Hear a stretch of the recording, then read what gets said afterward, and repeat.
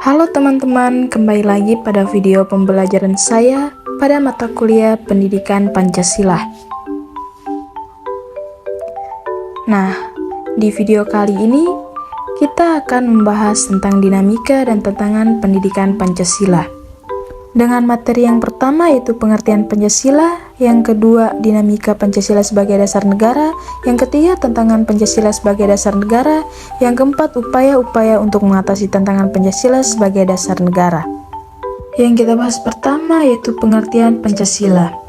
Pancasila adalah dasar negara Indonesia yang telah disepakati oleh para pendiri bangsa sejak kemerdekaan. Pancasila merupakan hasil dari perjuangan dan pemikiran bangsa Indonesia yang menggali nilai-nilai luhur dari budaya dan agama yang beragam. Pancasila juga merupakan pandangan hidup bangsa Indonesia yang mencerminkan cita-cita, tujuan, dan semangat dalam membangun negara yang berdaulat, adil, dan makmur. Yang kedua yaitu dinamika Pancasila sebagai dasar negara. Pancasila sebagai dasar negara memiliki sejarah dan proses perumusan yang panjang dan dinamis. Pancasila pertama kali diusulkan oleh Insinyur Soekarno pada tanggal 1 Juni 1945 dalam pidato di depan Badan Penyelidik Usaha Persiapan Kemerdekaan Indonesia atau BPUPKI. Soekarno menyampaikan 5 asas atau sila yang menjadi dasar negara Indonesia, yaitu yang pertama, kebangsaan Indonesia, internasionalisme dan kemanusiaan, mufakat atau demokrasi, kesejahteraan sosial, dan ketuhanan. Yang ketiga yaitu tantangan Pancasila sebagai dasar negara.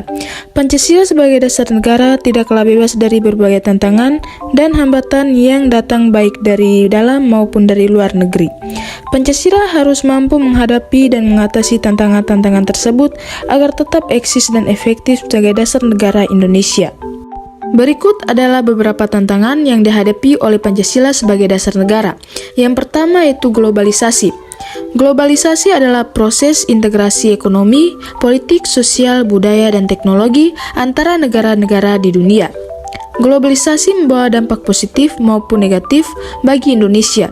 Dampak positifnya adalah Indonesia dapat memperluas pasar, meningkatkan kerjasama, dan memperoleh informasi. Sedangkan dampak negatifnya adalah Indonesia dapat kehilangan identitas nasional, tergantung pada negara lain, terpapar oleh budaya asing. Yang kedua yaitu radikalisme. Radikalisme adalah paham atau gerakan yang ingin mengubah secara drastis atau radikal suatu sistem atau tatanan yang ada. Radikalisme dapat bersifat politik, agama, sosial, dan budaya. Radikalisme dapat bersumber dari ketidakpuasan, ketidakadilan, dan ketidakpercayaan. Yang ketiga, intoleransi. Intoleransi adalah sikap atau perilaku yang tidak mau menghormati atau menghargai perbedaan atau keragaman yang ada di masyarakat. Intoleransi dapat terjadi pada bidang agama, etnis, ras, budaya, politik. Intoleransi dapat bersumber dari fanatisme, primordialisme, dan eksklusivisme. Yang keempat yaitu korupsi. Korupsi adalah tindakan melawan hukum yang dilakukan oleh pejabat publik atau pihak swasta untuk memperoleh keuntungan pribadi atau kelompok dengan cara menyalahgunakan wewenang atau jabatan. Korupsi dapat terjadi pada bidang politik, ekonomi, keuangan, pendidikan, kesehatan. Korupsi dapat bersumber dari keserakahan, nepotisme, dan kolusi. Yang terakhir yaitu upaya-upaya untuk mengatasi tantangan Pancasila sebagai dasar negara. Untuk mengatasi tantangan-tantangan yang dihadapi oleh Pancasila sebagai dasar negara, diperlukan upaya-upaya yang komprehensif dan kolaboratif dari beberapa pihak. Upaya-upaya tersebut yaitu yang pertama penguatan ideologi. Penguatan ideologi adalah upaya untuk memperkuat pemahaman dan penghayatan Pancasila sebagai ideologi negara dan pandangan hidup bangsa Indonesia. Yang kedua yaitu pendidikan karakter. Pendidikan karakter adalah upaya untuk membentuk dan mengembangkan karakter bangsa Indonesia yang sesuai dengan nilai-nilai Pancasila. Pendidikan karakter dapat dilakukan dengan cara mengimplementasikan nilai-nilai Pancasila dalam proses belajar mengajar di sekolah, kampus, dan lembaga pendidikan lainnya. Yang ketiga yaitu penegakan hukum. Penegakan hukum adalah upaya untuk menjamin terlaksananya supremasi hukum dan hak asasi manusia di Indonesia. Penegakan hukum dapat dilakukan dengan cara mereformasi sistem peradilan yang independen, profesional, dan akuntabel, memberantas praktik-praktik korupsi, kolusi, dan nepotisme di semua sektor publik dan swasta. Yang terakhir yaitu pemberdayaan masyarakat.